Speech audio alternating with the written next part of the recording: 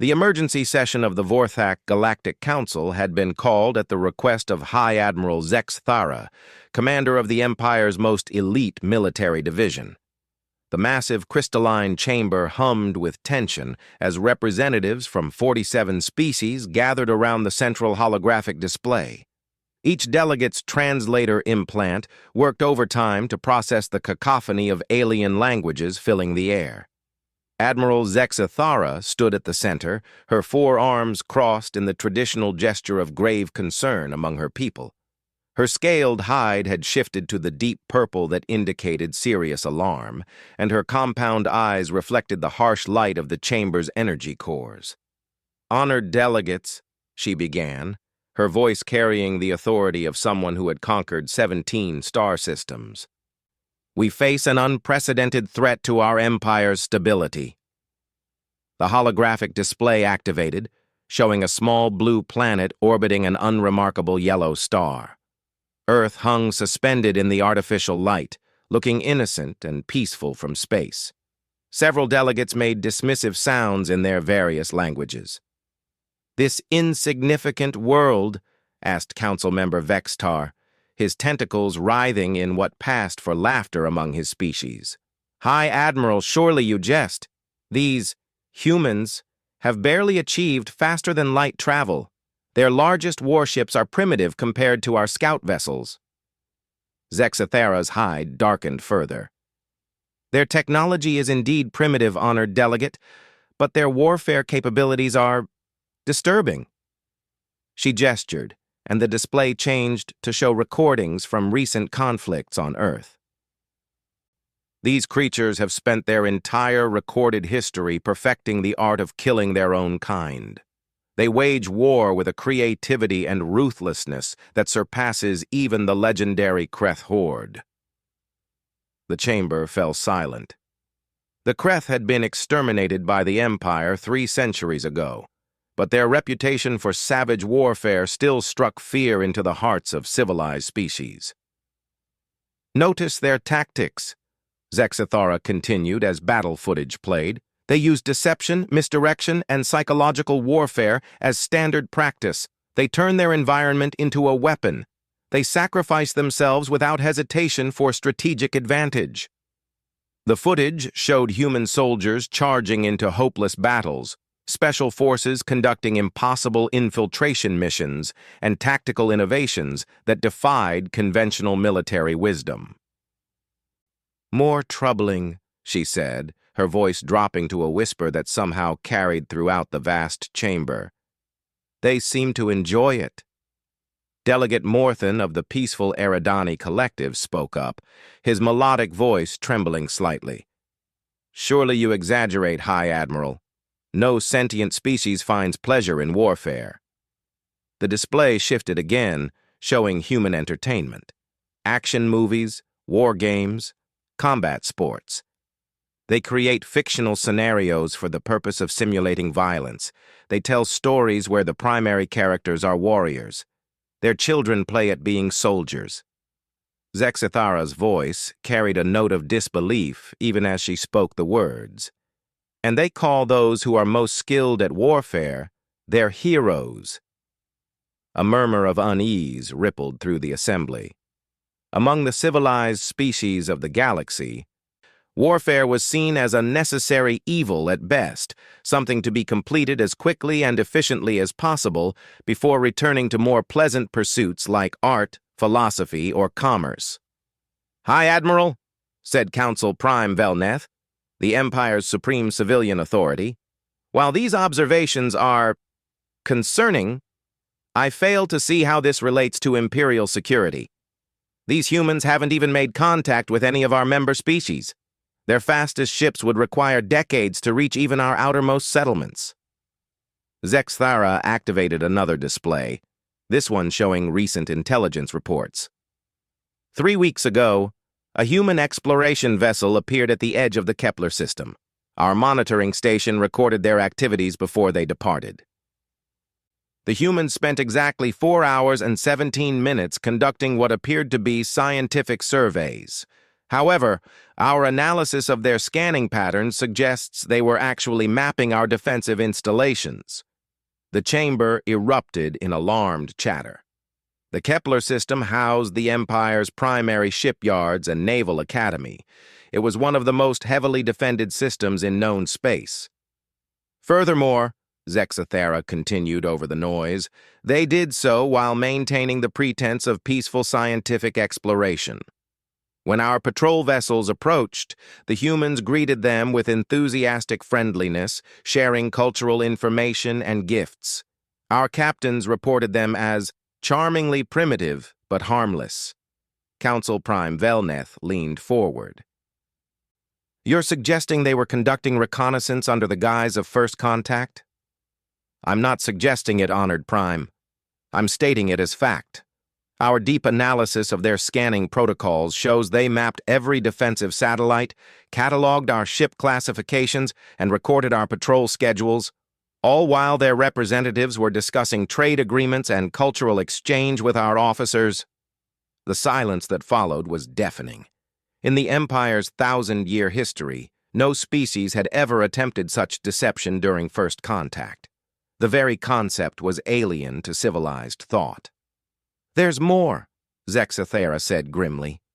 2 days after their departure, we detected a massive increase in shipyard activity in their home system. They're building something large, and they're doing it with technologies they shouldn't possess. The display showed long-range sensor readings from the Sol system. Even at this distance and resolution, it was clear that human industrial capacity had suddenly expanded beyond all previous projections. How is this possible? Asked Delegate Korthai of the Merchant Guild. Our economists calculated it would take them at least 50 years to develop heavy industry on this scale. That's what makes them dangerous, Zexathera replied. They don't develop technology linearly like civilized species.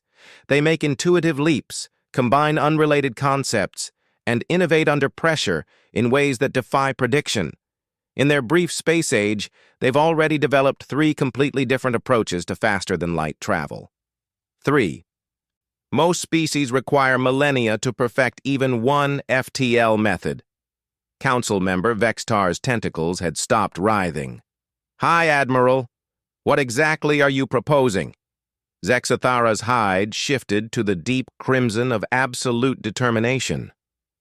I'm proposing that we eliminate this threat before it can mature, not through direct military action. That would unite them and accelerate their development. Instead, we use our most elite operatives to remove their key leaders, their brilliant scientists, their innovative military minds, make it look like accidents, natural deaths, random violence, decapitate their civilization's intellectual capacity, and set them back centuries. Assassination, said Council Prime Velneth slowly.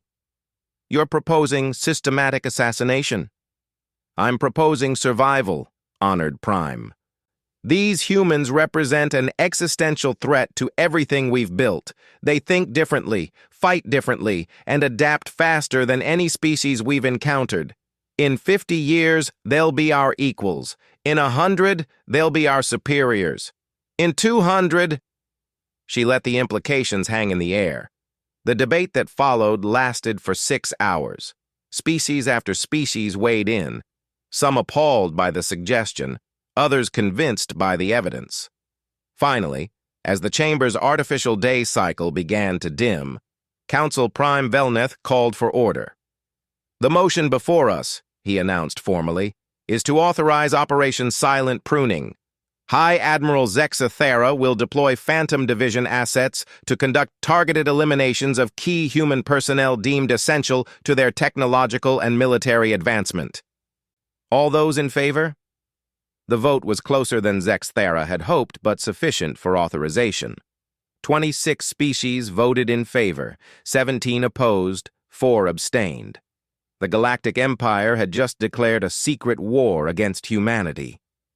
Within hours of the vote, Zexathera was aboard her flagship coordinating the most sensitive military operation in Imperial history. The Phantom Division was the Empire's deepest secret, Assassins and saboteurs drawn from 12 different species, each trained to operate invisibly within target populations. They had ended 3 potential rebellions and removed dozens of problematic leaders over the centuries, always without leaving evidence of Imperial involvement.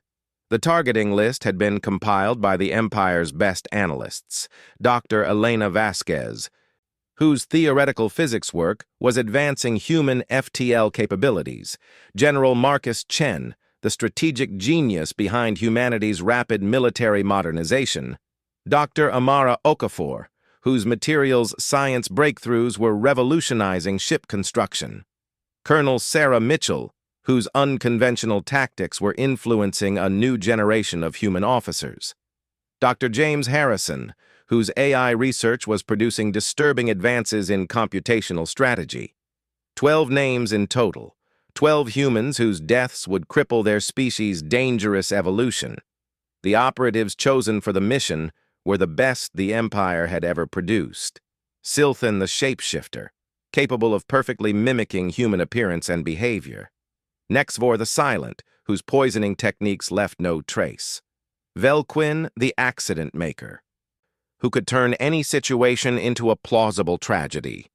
Each had spent months studying human culture, psychology, and security protocols.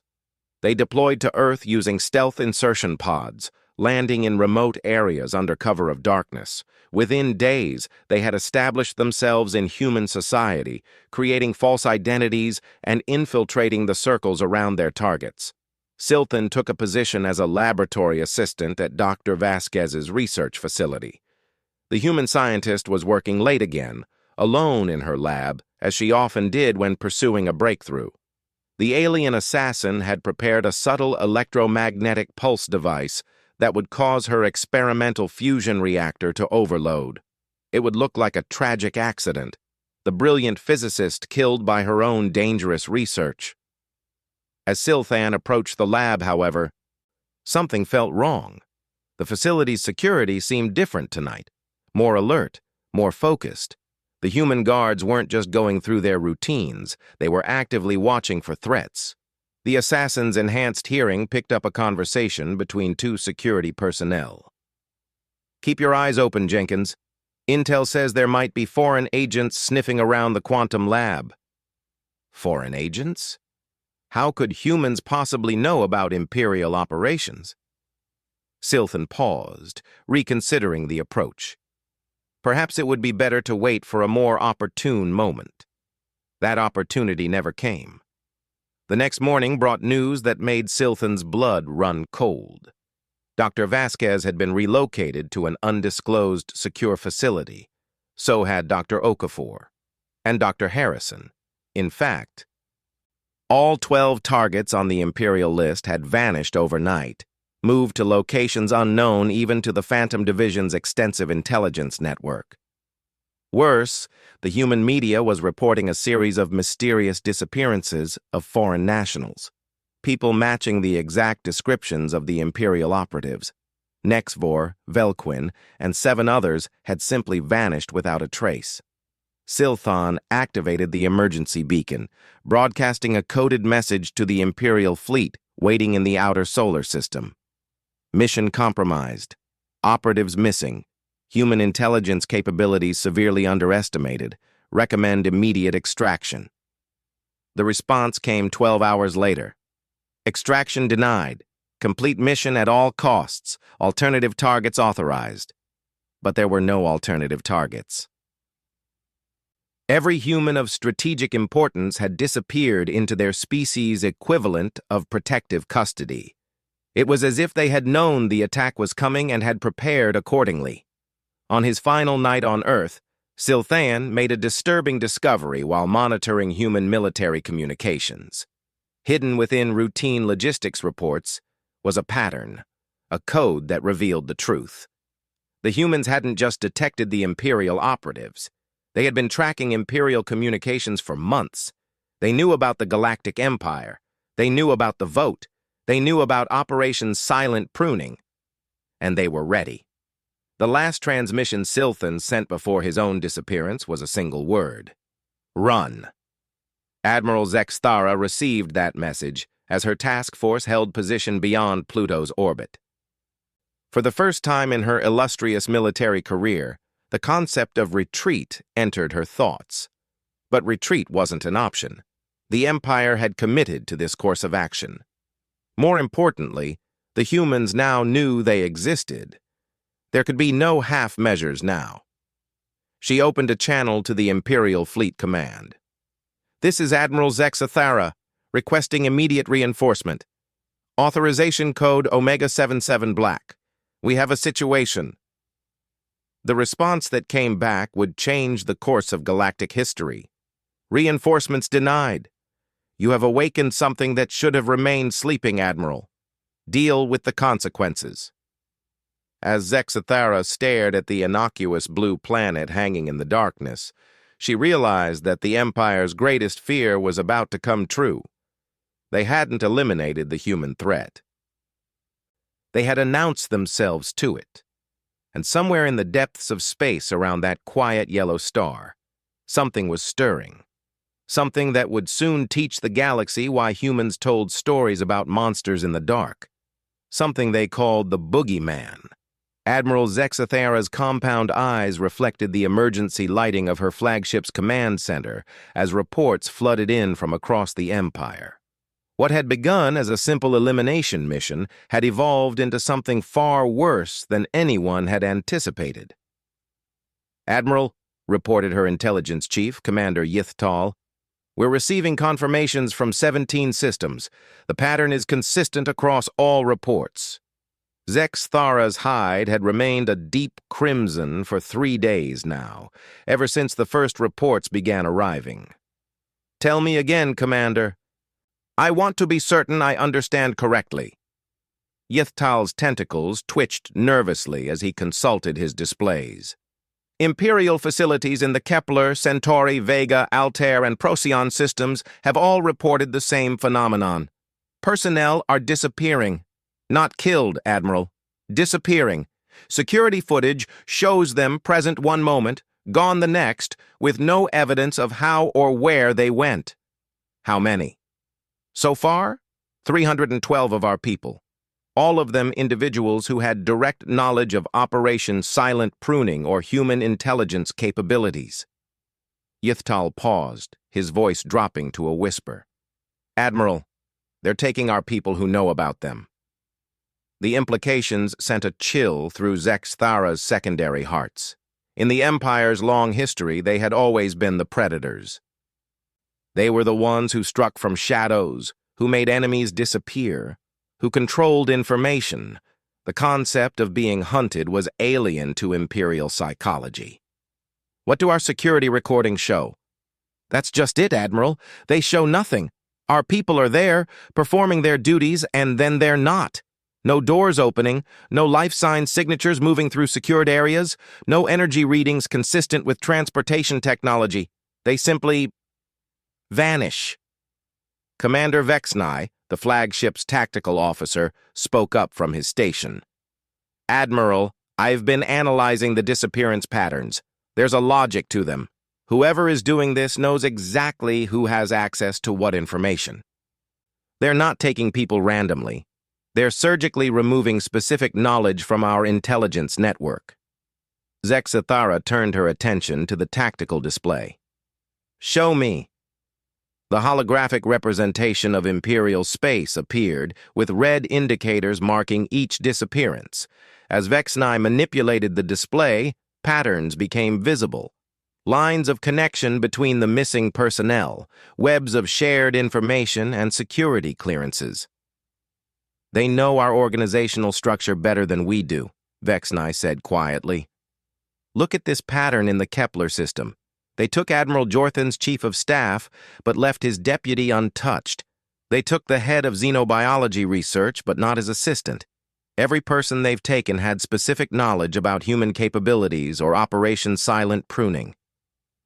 It's as if they have complete access to our personnel files and security classifications." "That's impossible," Zexthara said, but even as the words left her mouth, she knew they weren't true.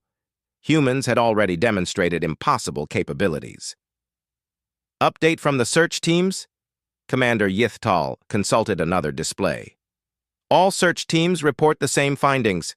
No bodies, no signs of struggle, no energy signatures consistent with known transportation methods. It's as if our people were simply edited out of reality. The bridge fell silent except for the quiet hum of the ship's systems. Every officer present was contemplating the same terrifying possibility, that they might be next. "Admiral," the communications officer called out, "we're receiving a transmission from Earth. It's addressed to you personally." Zexathara's hide shifted to an even deeper shade of crimson. "How is that possible? We're operating under complete communication silence." "The transmission is coming through our most secure command channels, Admiral. They're using our own encryption codes." The Admiral closed all four of her eyes briefly, centering herself for what was to come. "Put it through." The main display activated, showing a human face. The individual appeared to be middle-aged by human standards, with graying hair and the kind of calm confidence that came from absolute certainty of one's position. When he spoke, his voice was pleasant, almost conversational. "Admiral Zexathara, my name is Director Harrison. I believe you've been looking for some of my colleagues." Zexathara found her voice after a moment of shock. "How did you obtain these communication frequencies?" Director Harrison smiled, an expression that looked pleasant but somehow failed to reach his eyes. "Admiral, we've been listening to your conversations for quite some time now. We know about your council vote. We know about Operation Silent Pruning. We know about the 12 assets you sent to eliminate our people." His smile widened slightly. "We even know about the vote breakdown. 26 in favor, 17 opposed, 4 abstentions. Delegate Vexitar made some particularly colorful comments about human intelligence that we found quite amusing." The bridge crew exchanged horrified glances. If humans had been monitoring the most secure communications in the Empire— "What have you done with our personnel?" Zexathara demanded. "Your people are safe and comfortable," Harrison replied. "They're our guests while we conduct some educational sessions about the futility of attempting to assassinate human leadership. We find that direct conversation is often more effective than the alternative." "Educational sessions?" Harrison's expression became more serious. "Admiral, your empire made a fundamental error in judgment. You assumed that because our technology is primitive, our intelligence capabilities must be equally limited. That assumption has cost you 12 of your best operatives and 300 of your intelligence personnel." "How?" The word came out as barely a whisper. "Because you think like conquerors, Admiral. You see a younger species and assume superiority. We, on the other hand, think like prey animals who learn to hunt. We've spent our entire history being surrounded by predators, other humans, hostile environments, natural disasters, diseases. We learned to watch, to listen, to plan for threats we couldn't yet see." Harrison paused, seeming to consider his next words carefully. "When we achieved faster-than-light travel, the first thing we did wasn't explore or colonize. We listened. We built the most sensitive detection arrays we could manage and pointed them at every star system within 50 light-years. We've been monitoring your communications for over 2 years, Admiral. We know more about your empire's capabilities, politics, and psychology than most of your own citizens." Zexathara felt something she had never experienced before, the cold certainty of being outmaneuvered by a superior opponent. "What do you want?" "What any reasonable species wants when faced with an assassination attempt," Harrison replied. "We want it to never happen again. We want your empire to understand that humanity is not a threat to be eliminated. We're a potential partner to be respected." "And if we refuse?" Harrison's smile returned, but this time it was genuinely cold. "Then you'll discover why human children tell stories about monsters that hide in the dark. Admiral, your empire has been the dominant power in this region for 1,000 years. You've grown comfortable with the idea that you're the most dangerous thing in the galaxy, But you've never faced a species that evolved on a death world, a species that had to become more creative, more adaptable, more ruthless than their environment just to survive. The transmission continued as Harrison gestured off-screen. The display shifted to show what appeared to be a detailed schematic of Admiral Zexathera's own flagship. "How did you—" she began. "Admiral, while you've been sitting here deciding whether to retreat or call for reinforcements, my colleagues have been conducting a detailed survey of your entire fleet. We know the location of every ship, the armament loadout of every vessel, the crew complement of every command structure. More importantly, we know your tactical doctrines, your response protocols, and your command hierarchy." The schematic zoomed in to show the flagship's bridge, complete with personnel positions marked by name and rank. Zexathara realized with growing horror that the humans knew exactly where each of her officers was sitting. "This is impossible," she said. "Our ships are equipped with the most advanced stealth technology in the galaxy." "Advanced by your standards," Harrison corrected gently. "But you've been so focused on dominating primitive species that you've forgotten how to hide from equals. Your stealth technology is designed to fool sensors that work like yours do. Human sensors work differently." The display shifted again, showing a view of space around the Imperial fleet. At first, nothing seemed unusual. Then Harrison made a gesture, and suddenly the display was filled with small objects, hundreds of them, surrounding the Imperial ships like a cloud of metallic insects. "We call them ghost satellites," Harrison explained. "Each one is about the size of your fist, with adaptive camouflage that makes them effectively invisible to conventional sensors. They've been observing your fleet since you arrived in our solar system. Every conversation, every tactical discussion, every private communication between your ships has been recorded and analyzed." Zexathara's command staff was now staring at the display in open shock. The tactical implications were staggering. If humans had this level of surveillance capability— "Admiral," Harrison continued, "I want you to understand something important. This isn't a threat. This is an educational demonstration. We're showing you these capabilities because we want you to make an informed decision about how to proceed." "What decision?"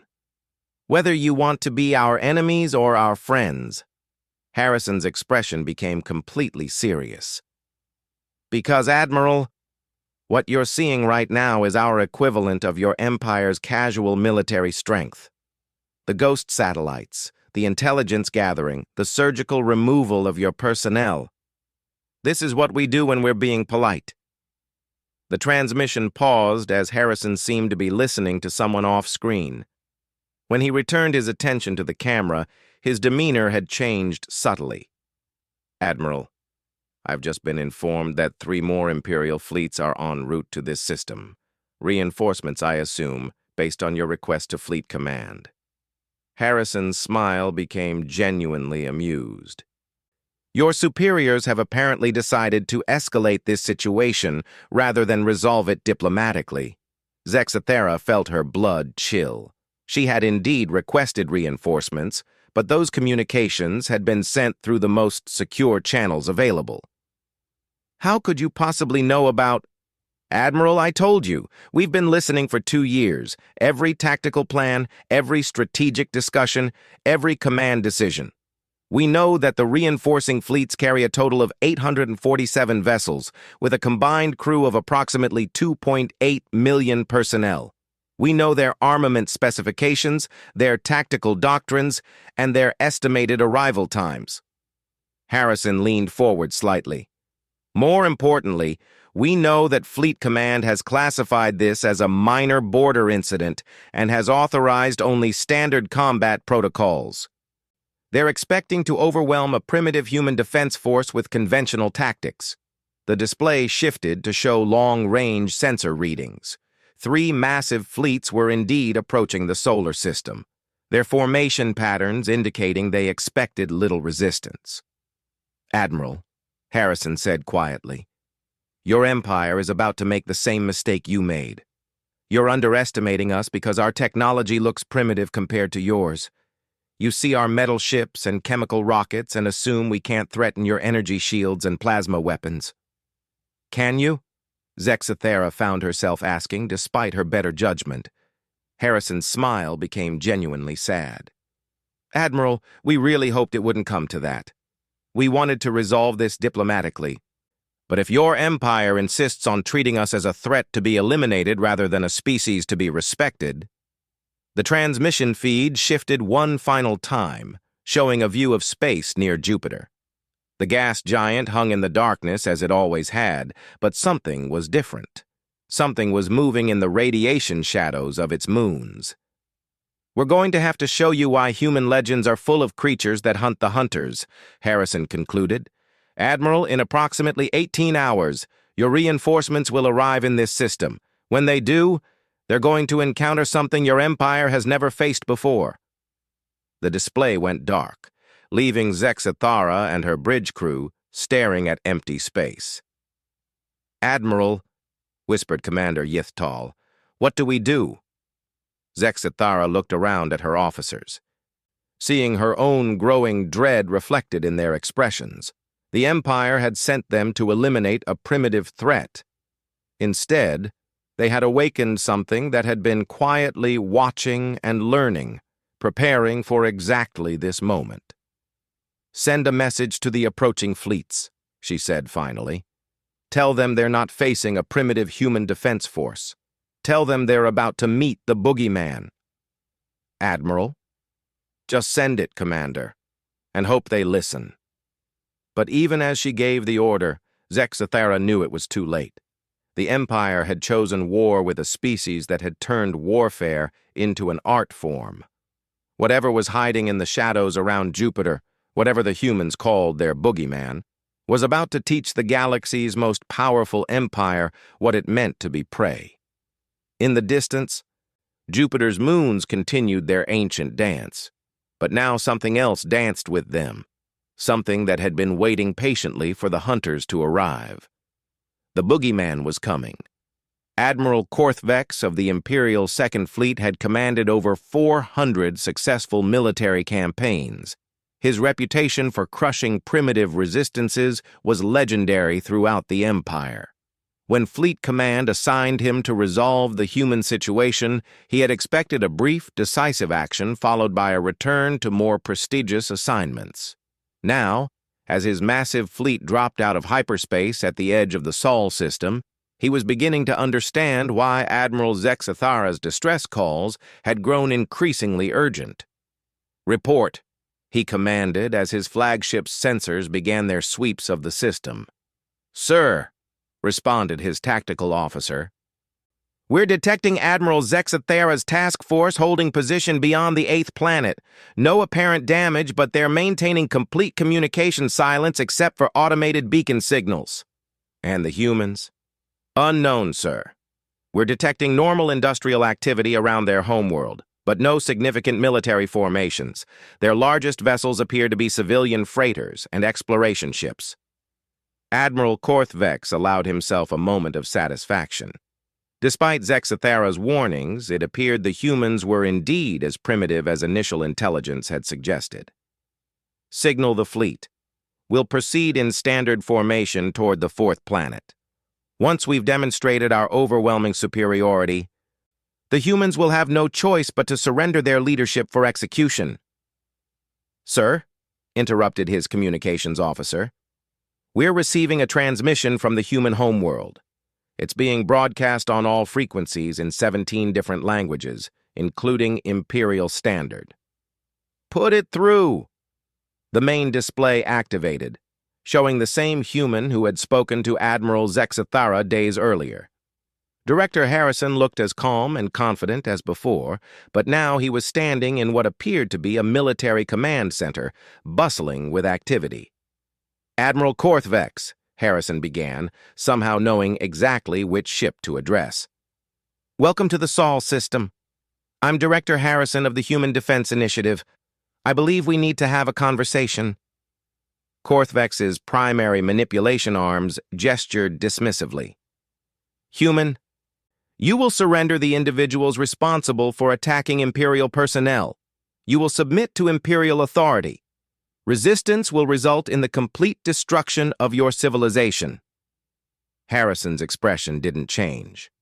Admiral, I understand that's the standard Imperial approach to dealing with primitive species. Unfortunately, I'm afraid we're going to have to decline your generous offer. Then you have chosen extinction. No, Admiral. We've chosen education. Harrison gestured to someone off-screen. We've prepared a demonstration to help you understand why threatening humanity was a poor strategic decision.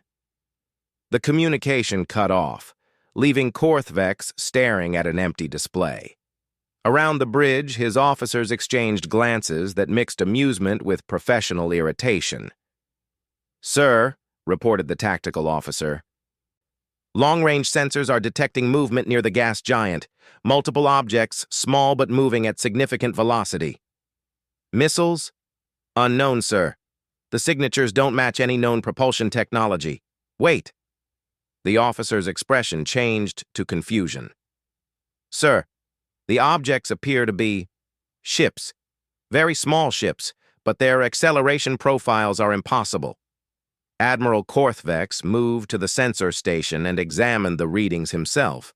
The objects were indeed moving far faster than their size should have allowed, and they were accelerating in ways that should have turned any crew inside into organic paste.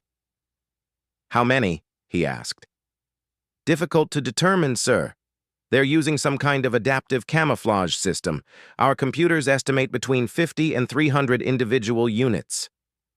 Signal the fleet. Combat formation. Prepare to engage. As the Imperial ships began their careful repositioning into battle formation, the small human objects continued their approach. At this distance, even the Empire's most advanced sensors could provide only limited details.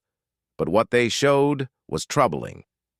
The human ships were tiny compared to Imperial vessels, but they moved with a precision and coordination that spoke of advanced artificial intelligence or exceptional pilot training. Sir, called the communications officer, the humans are broadcasting again. Harrison reappeared on the display, but now he was clearly inside some kind of military vehicle. Behind him, screens showed tactical information that Korthvex couldn't quite make out. Admiral? Harrison said, before we begin, I want you to understand something important. What you're about to witness is not the full extent of human defensive capabilities. This is a demonstration, a teaching moment, if you will. Your primitive vessels cannot threaten Imperial warships, Korthvex replied confidently. Admiral, you're thinking like a conqueror again. You see our small ships and assume they must be weak. You see our chemical propulsion and assume we must be slow. You see our metal hulls and assume we must be fragile. Harrison's smile was patient, almost sympathetic. These assumptions have served your empire well against species that think like you do. Unfortunately, we don't. The first wave of human ships reached effective weapons range, and Korthvex prepared to watch them be swept aside by Imperial firepower. Instead, something impossible happened. The human ships vanished. Not destroyed, vanished. One moment they were visible on every sensor, the next moment they simply weren't there. Report, Korthvex demanded. Sir, we've lost sensor contact with the incoming vessels. No energy signatures consistent with destruction, no debris fields. They're just gone. Check for cloaking technology. Sir, we're scanning across all known spectrums. If they're still there, they're using technology beyond our detection capabilities. Harrison's voice came through the speakers again, though his image was no longer on the display. Admiral, you're looking for us in the wrong places. You're scanning for ships where ships should be. The tactical display suddenly lit up with proximity alarms. The human vessels weren't hiding in empty space. They were attached to the hulls of the Imperial ships. Somehow, impossibly, they had approached undetected and were now physically connected to the Empire's most advanced warships. How is this possible? Korthvex whispered. Because we don't fight the way you expect us to fight, Harrison explained. "Your shields are designed to stop energy weapons and projectiles. They're not designed to stop something that approaches slowly and carefully, matching your ship's motion and heat signature until it becomes part of your vessel's profile." Warning lights began flashing throughout the Imperial fleet as ship after ship reported the same phenomenon. Small human vessels had somehow attached themselves to the larger ships and were beginning some kind of infiltration process. "Sir," reported the security chief, "we're detecting breaching activities on decks 7 through 12. The humans appear to be cutting through our hull plating with some kind of precision tool." "Impossible. Our hull armor can withstand direct hits from plasma cannons." "Sir, they're not attacking the armor. They're attacking the molecular bonds that hold it together. It's like they're convincing the metal to stop being metal." Harrison's voice continued from the speakers. "Admiral, your empire has spent centuries perfecting weapons designed to destroy things quickly and efficiently. We've spent our history learning to break things quietly and precisely. Your armor is very impressive against the kind of attacks you've planned for. It's much less effective against attacks you never imagined." Throughout the Imperial fleet, similar reports were coming in. The humans weren't using brute force to breach the ships. They were using techniques that turned the Empire's defensive technologies against themselves. Shield generators were being reprogrammed to create openings instead of barriers. Navigation systems were being convinced that the ships were somewhere other than where they actually were. Weapon systems were being turned inward, targeting their own vessels' critical systems. "Sir," the tactical officer reported with barely controlled panic, "the humans have gained access to our computer networks. They're not destroying our systems. They're recruiting them." Korthvex watched in horrified fascination as his fleet's tactical displays began showing human-generated information. Ship schematics appeared with weak points highlighted in helpful detail. Personnel rosters showed up with psychological profiles attached.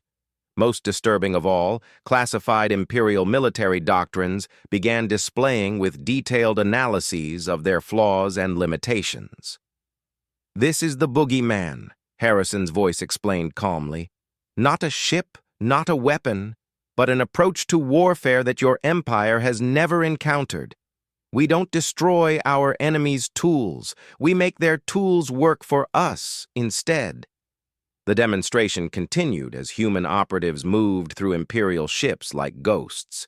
Security cameras tracked them moving through corridors, but somehow the automated defense systems never engaged.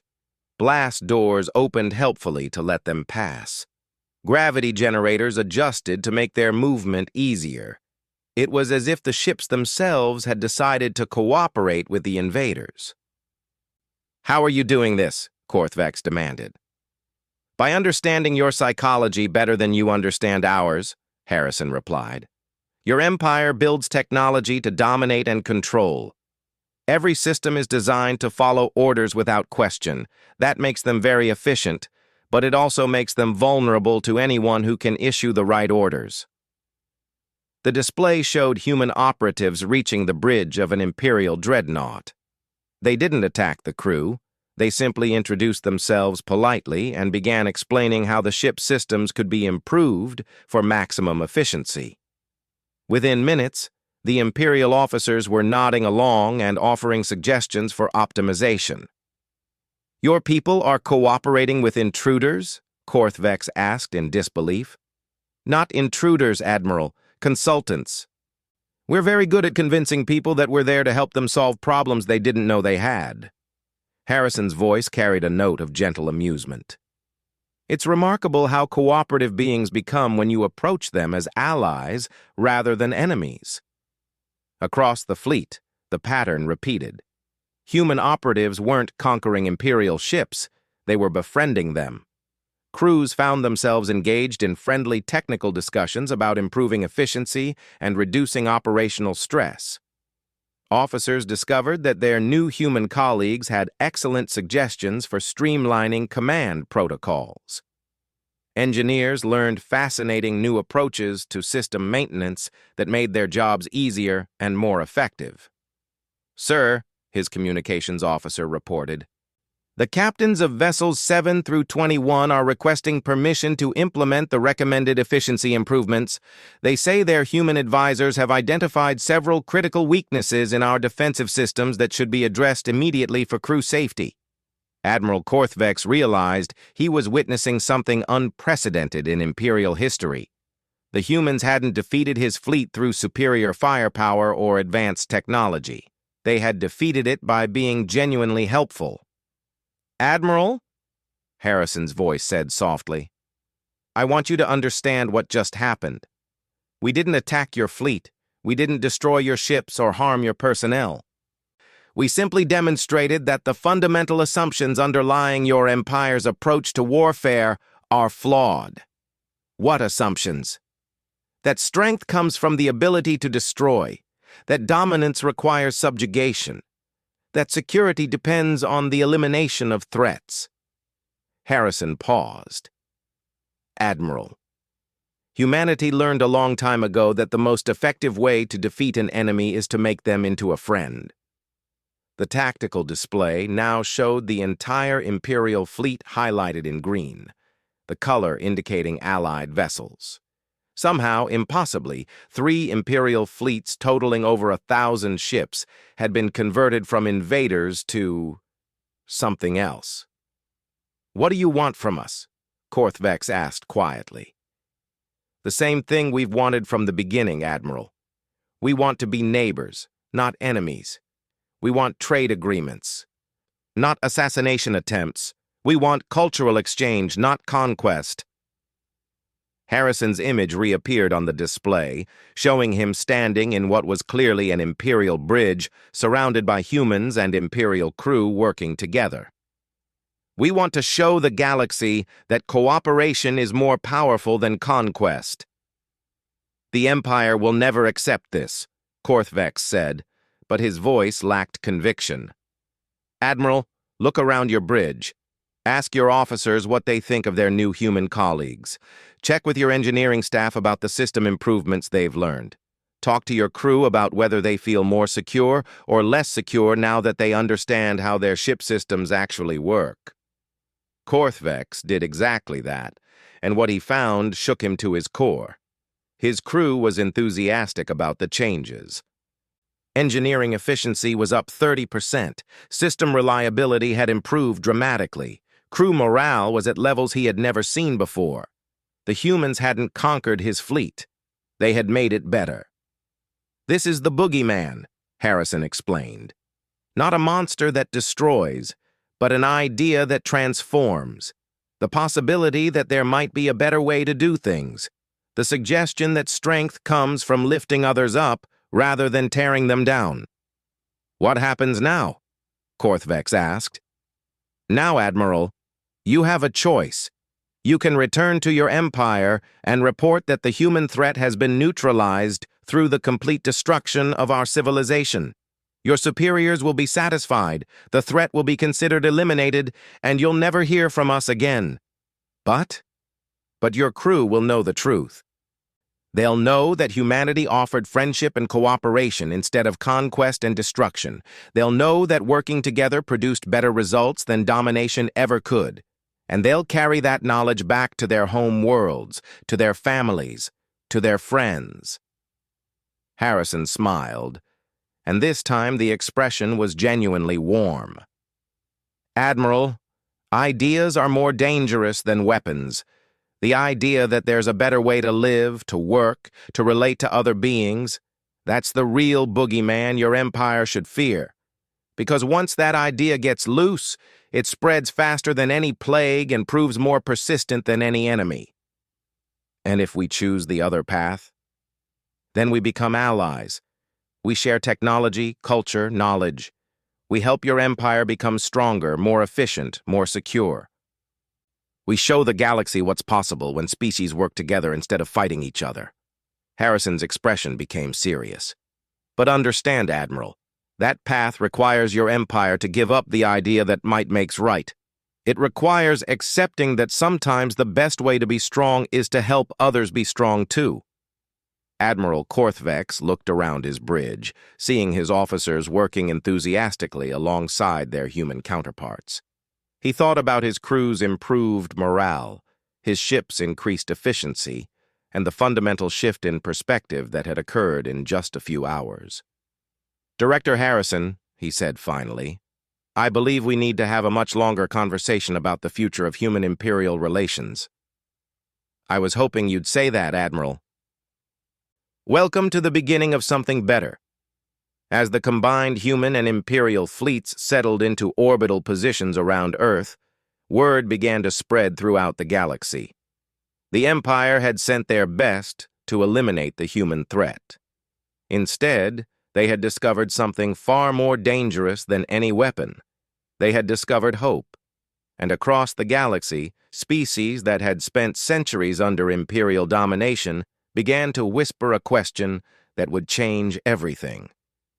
If humans can turn an invasion fleet into allies in a single day, what else might be possible? The Boogeyman had taught the galaxy's greatest empire that the most terrifying monsters weren't the ones that destroyed civilizations. They were the ones that transformed them.